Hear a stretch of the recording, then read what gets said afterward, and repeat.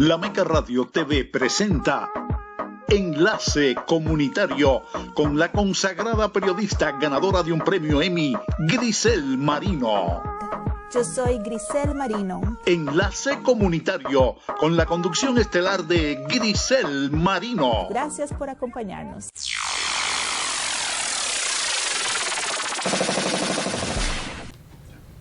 Hello and welcome to Community Advocacy. I am your host, Griselle Marino, and I work for the Office of Community Advocacy, a division under the Board of County Commissioners, overseeing 8 advisory boards and the Goodwill Ambassadors Program. Here to tell us about the Community Relations Board is John Quick, Chairman of the CRB, and Gabriel Paez, first Vice Chairman of the Board. Welcome to the show. Thank you, Griselle, and happy Thanksgiving, and thank you to La Meca Radio for having us, and happy Thanksgiving to everyone out there who's listening as well. Happy Thanksgiving, and thank you, Ivan, for allowing us to have the show on La Meca Radio. Thank you. Thank you very much. Happy Thanksgiving to you also. Well, embracing diversity is one of the key ingredients of the Office of Community Advocacy that has 8 advisory boards. For the Community Relations Board, why was it created? When was it created? The Community Relations Board was, as you can imagine, in a county like Miami-Dade, as large as it is and as diverse as it is, we were created really to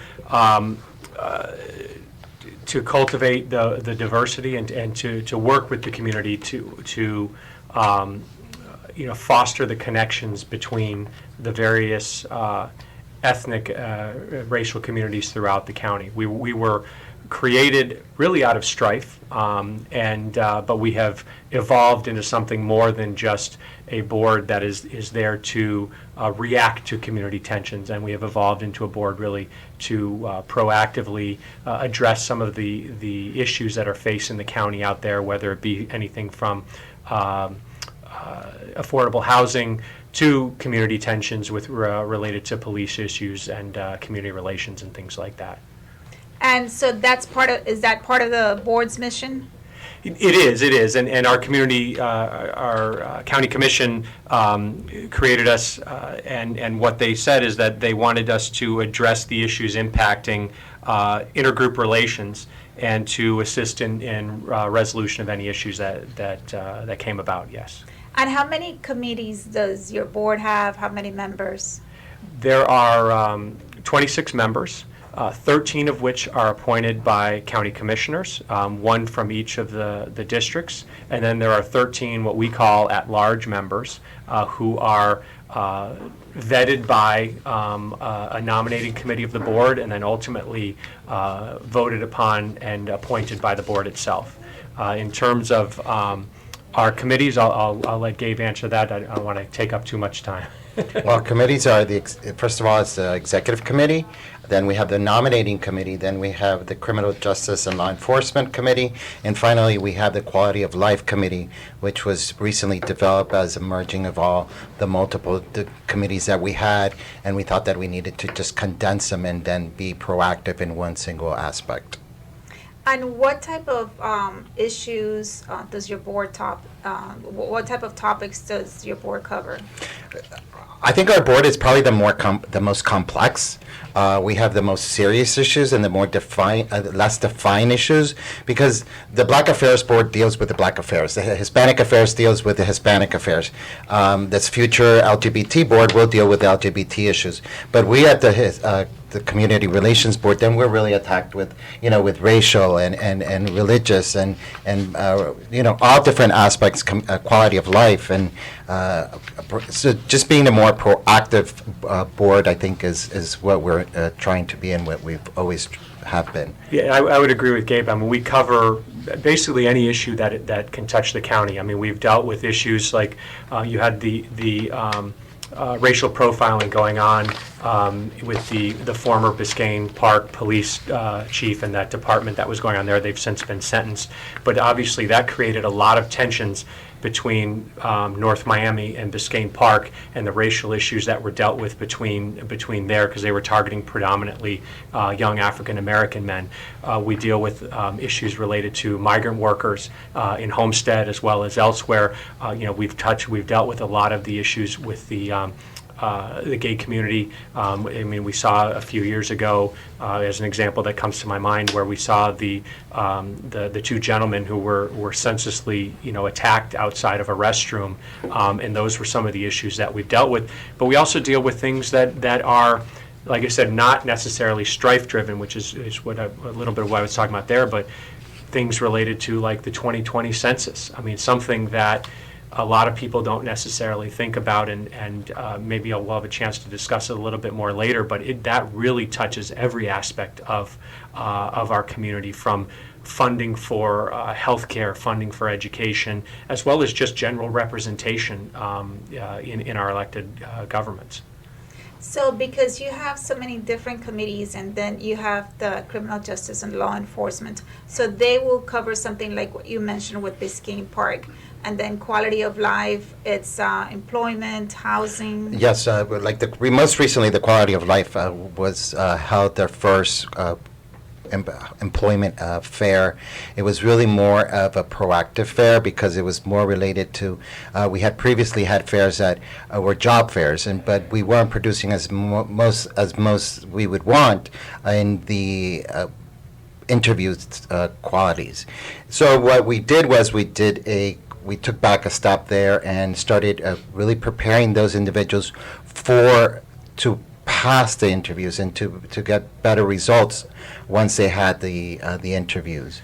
And so the quality of life did have it wasn't a job fair, it was called, what was it called? We called it like a pre-employment fair. Pre-employment, that's what it was. Because as Gabe touched on, we had job fairs, but then we realized a lot of the people were coming, and we were getting access. They were getting access to open positions, but they didn't necessarily have the resumes that would get them or the interview skills. Or the skills. So, the pre-employment fair really is kind of a soup to nuts before you apply, where it goes from anything from having the proper email address, so it doesn't say like bootyshaker@gmail.com, or where I realize that I'm old and I shouldn't have a Hotmail address because it should be, people use different email addresses. So things like that. We also had HR professionals, of which Gabe is one, and he and a few of his colleagues discussed really what to expect in the interview. Because, once you get selected, it's very different when you go in for an interview, and you may not necessarily be what you expect. And we have other ones coming in the future, and we've had some of our corporate partners will be coming in to talk about how to dress, and they will be bringing in attire that's appropriate for dress and makeup and things like that. So that's really part of what we're trying to do to make sure that we can shrink the wage gap that we see is growing, really frankly, around the United States, but really growing rapidly in Miami-Dade County, as well as to help people to get jobs near where they live, because that's the other part. Transportation in Miami-Dade County is difficult. It's another thing we deal with here.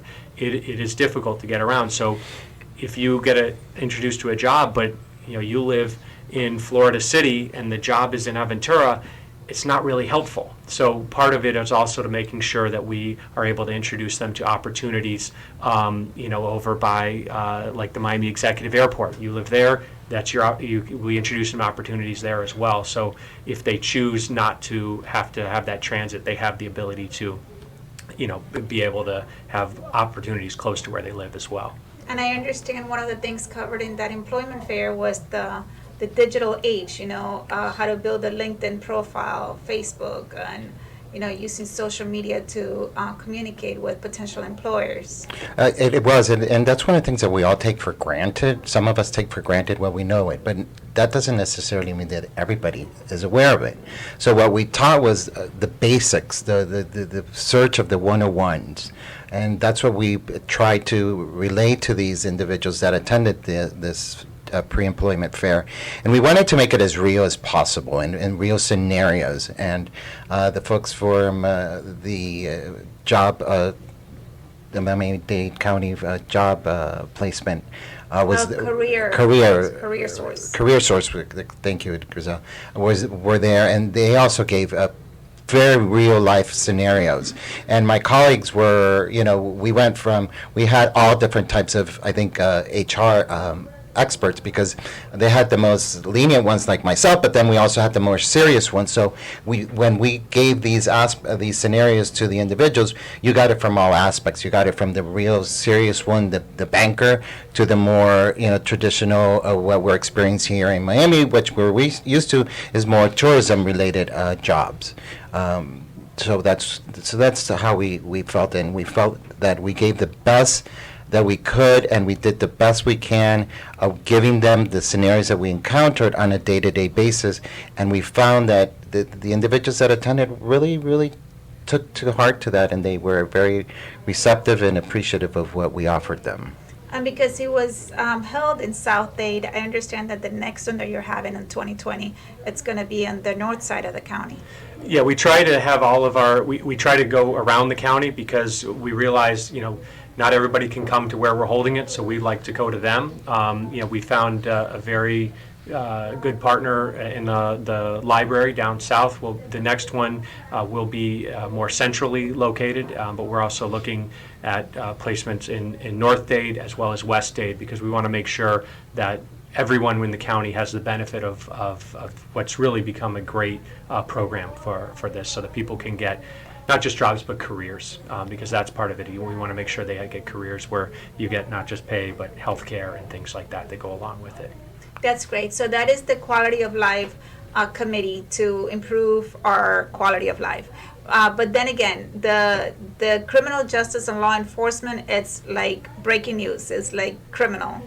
It's like what's happening out there. Yeah, that one is a lot of that is responding to strife, as I mentioned before. We have a program that we were able to implement with the Miami-Dade County Police Department through a memorandum of understanding. We colloquially call it CARU, which is Community Access Response Unit, so that if there are issues that are potential for high tension, police involved shooting or shooting of a youth, those tend to be higher potential for higher tension, where we will get the call from the police department, and we will go out and do community relations at the scene.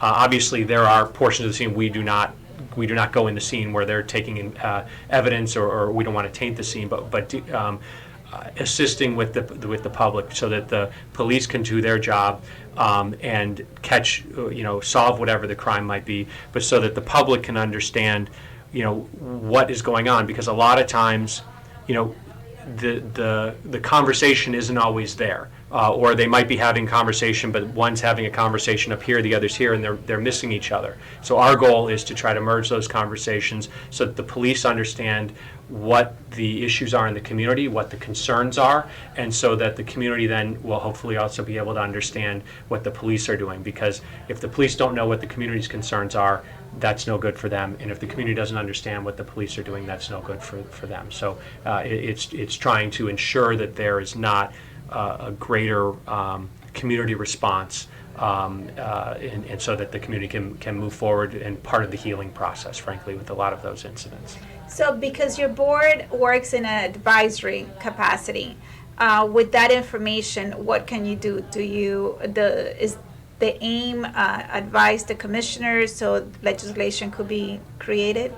Yeah, I mean, we don't create policy. That's the county commissioners. So we are kind of the eyes and what I kind of think of ourselves as the eyes and ears of the county commission, but who also can come back and make suggestions to them, because we are working on some suggestions that are coming through, actually through the Criminal Justice and Law Enforcement Committee, through things such as trying to make sure that if there is an active shooter, that our police department has access to the most up-to-date building plans. So they're not, sitting out in the parking lot waiting for the owner to come with the paper plans and they look through it, but all of this stuff is digitized through the building department. So we have some suggestions coming forward to the county commission on things like that, but ultimately they will be the ones to make the determination as to whether they think it's a good suggestion or to fund it. But as well as other things like training for, suggested training for active shooter in houses of worship and things like that, which is something we are doing. But those are things that we can give feedback to the county commission as to what we're seeing, really out in the community when we're doing those types of training. Because even if we can save just one life, it's worth doing a training like that. How often do you give a report to the county commissioners? Personally, we meet with them individually. I mean, that's part of the goal as to why you have an appointee from each county commissioner. But I know Gabe and I have also taken upon ourselves to meet with as many of them individually as possible. But we do give, at a minimum, we do give annual reports at the open county meeting. But, we don't want to just let it go from year to year where we're giving reports, because part of this for us is it's a conversation where this is what we're doing, but we also need to know what are some of the issues that you're seeing, because they may be seeing additional things in the community. We want to make sure we're covering those as well. So it's an ongoing communication throughout the year. And in contrast with the regular CRB meeting, the one that is not criminal justice or quality of life, what topics does the regular CRB cover? We cover everything. So our committees are kind of where they can kind of roll up their sleeves and really get down and dirty in the issues. And so we deal with a lot of those issues, but at our regular meetings. But they come with suggestions usually from the commission. We deal with all the same issues we've talked about. Anything. I mean, it's an open public meeting. The public is invited. We always like having the public there, because I think they have a lot of input and suggestions and things that they're seeing as well. So anything that may come up that the public raises as well are issues that we deal with. But like I said, it goes from anything from police community relations to affordable housing, sea-level issues, or to something kind of as conceptual as the census, and making sure that we get a complete count and the proper funding that we're due down here in Miami-Dade County. So the CRB is one board meeting, the criminal justice and law enforcement is another day, another board meeting, and the quality of life is a third board meating. So it's not And the that one executive person. committee is also another day meeting, so. But the public doesn't go to that one. They can attend, they're all our meetings are posted and they're all, publicly noticed, so any member of the public can attend. Okay, perfect. Yeah, and I have And over please here. do. Yeah, and I have over Yes, here. we welcome everybody to attend. Yes, and we have over here that the CRB meets on the third Wednesday of the month, and the criminal justice and law enforcement on the fourth Wednesday of the month, and quality of life on the first Thursday of the month. Yeah, and I think if I remember correctly, the executive committee is the Tuesday before The second Tuesday of the month. second Tuesday of the month. So immediately the week before our full panel, our full board meeting. So you're very, very busy. Yes. Yes. we are. So And we have jobs too. So. yes, full-time jobs. And this is a voluntary position that we take on, so we do it proudly. And once you get nominated especially if you get nominated by a commissioner, you owe that time and that willingness to serve the community, but not also your commissioner, but the community. But that goes to show you that if you sit on just one committee, you're basically 3 weeks out of the month. You're really busy and you're actively doing something for this board. You mentioned that you wanted to speak further on Census 2020. Why is it important for the CRB? How do you relate it? I think it's extremely important, because for the next 10 years, from 2020 to 2030, that is going to dictate how much federal funding, how much federal dollars we get, and our representation, out in Washington. And it can be a scary proposition. I mean, you are providing information about yourself and your family members, but it is important to know that information by law is locked away for 70 years. So that information is not going to be shared with with any administration or any part of the legislative or executive branch beyond the Census Bureau itself. And they just gather the information and it gets locked away. But in terms of funding, like I mentioned before, education, all of the dollars that come for our education, for the low and free and low cost lunches, free and low cost breakfasts that are served at schools, as well as just the education dollars themselves. Transportation dollars, we talked about transit. We've all been on the roads in Miami-Dade County. They are rough. They're rough. We've all driven on it. So if you've driven on a road in Miami-Dade County, or if you've ridden the Metro or the People Mover, the census is going to have an impact on you because that is federal transportation dollars that come. And the larger your population, which means the greater count you have, the more federal dollars you'll get. Healthcare funding. So if we want to we get a lot of, I have family members, in Hialeah, they will ride the bus to a medical center, and those dollars come from federal funding. So if you go to a doctor, you are impacted by the census. So it's imperative that everybody be counted. And I know that there is questions and a lot of people have concerns about answering, but this really goes to our quality of life here in Miami-Dade County and making sure we get our fair share, because if we don't get counted or if we get undercounted, it's going somewhere else where they have a greater count, and those dollars that we are owed, that frankly we pay in through taxes, will be sent off to a different county or a different state altogether. You mentioned if you go to a doctor, is that because of transportation? It's also because of healthcare funding. So there's federal healthcare dollars that come in. So Medicare, Medicaid, those are all federal programs, but there's additional healthcare funding. So it's transportation, but it's also the healthcare funding that is tied into that as well. Okay. And in regards to the things that you're covering for the Criminal Justice and Law Enforcement Committee, could you give me some examples of issues that you covered in the past? Well, I mean, I mentioned the Biscayne Park and North Miami, and really kind of serving as a mediator there between the communities.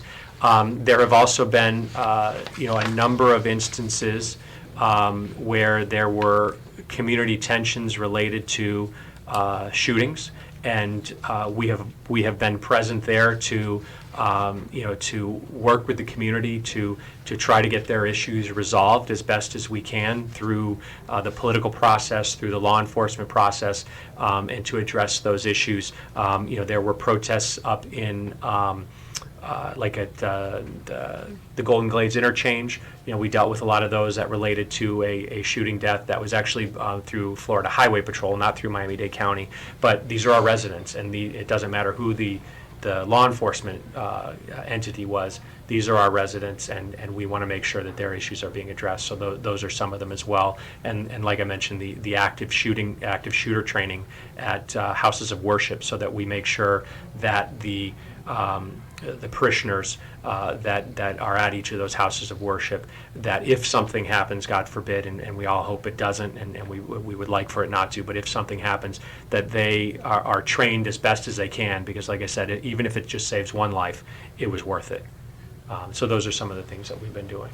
And so if someone hearing all of these things wants to get involved, wants to do something, but there's not a commissioner that has appointed them, can they participate in your board? How would they be selected? Because you said 26 members, so 13 by commissioners, and does the mayor appoint someone for this board?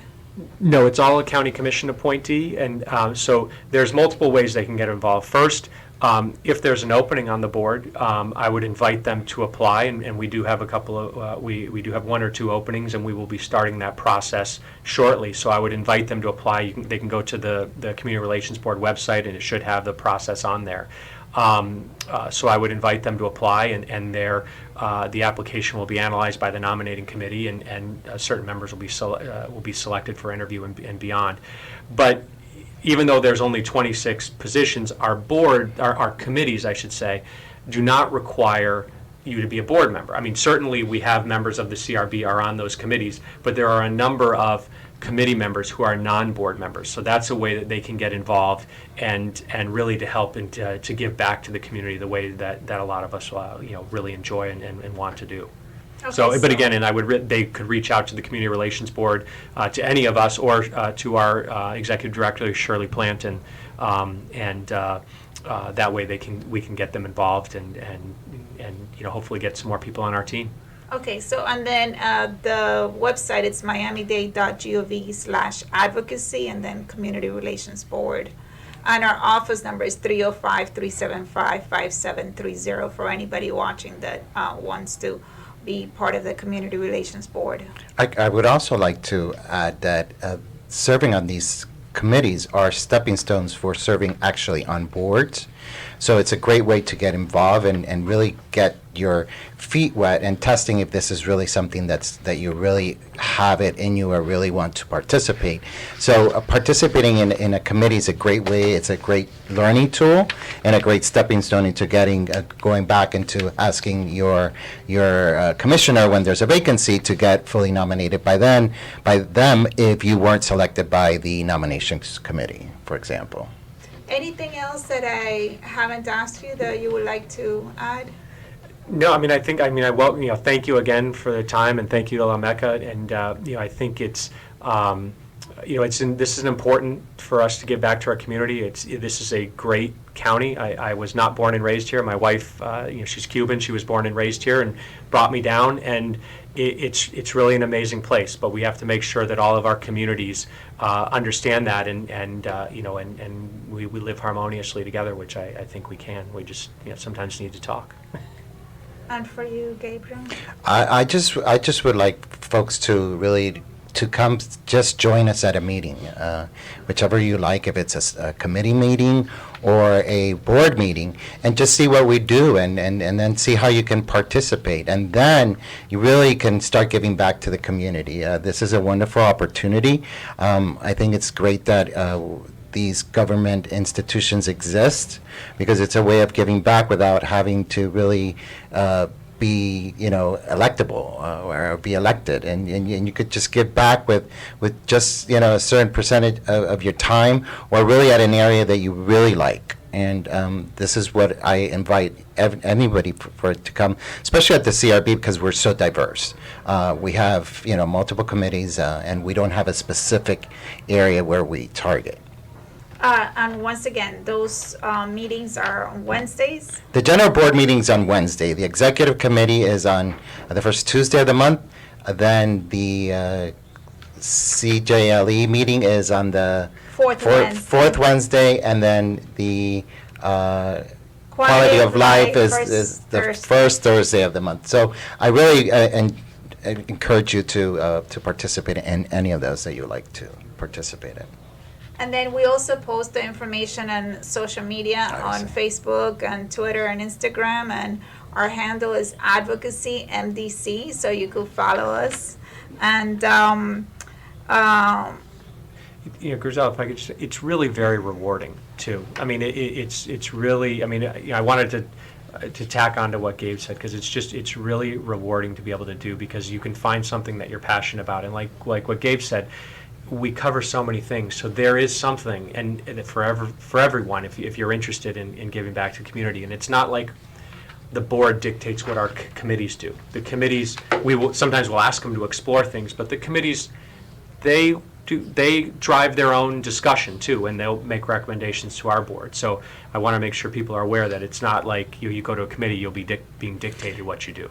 And just to tag on you, I think what dictates what we do is the community, because really it's what happens in the community out there that dictates what we're doing.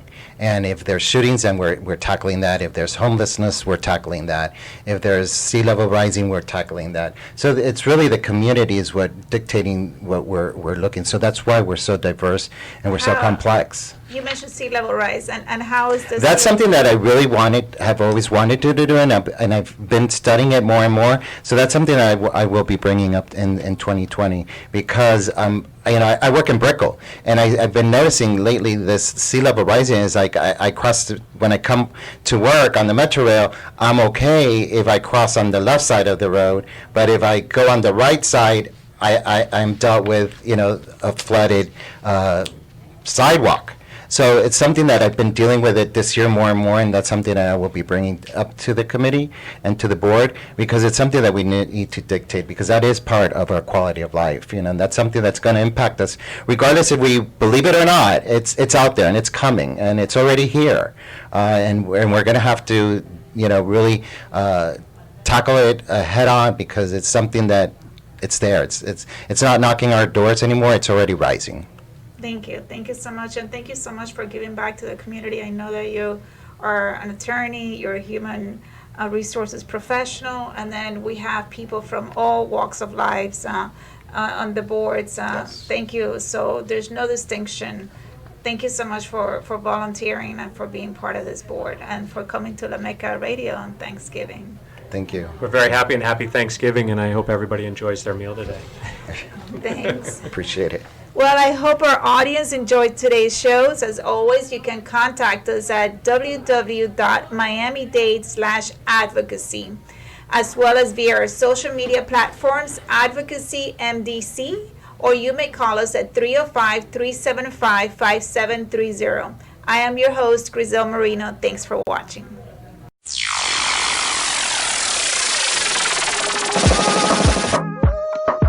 Enlace comunitario con la consagrada periodista ganadora de un premio Emmy, Griselle Marino. Yo soy Griselle Marino. Enlace comunitario con la conducción estelar de Griselle Marino. Gracias por acompañarnos.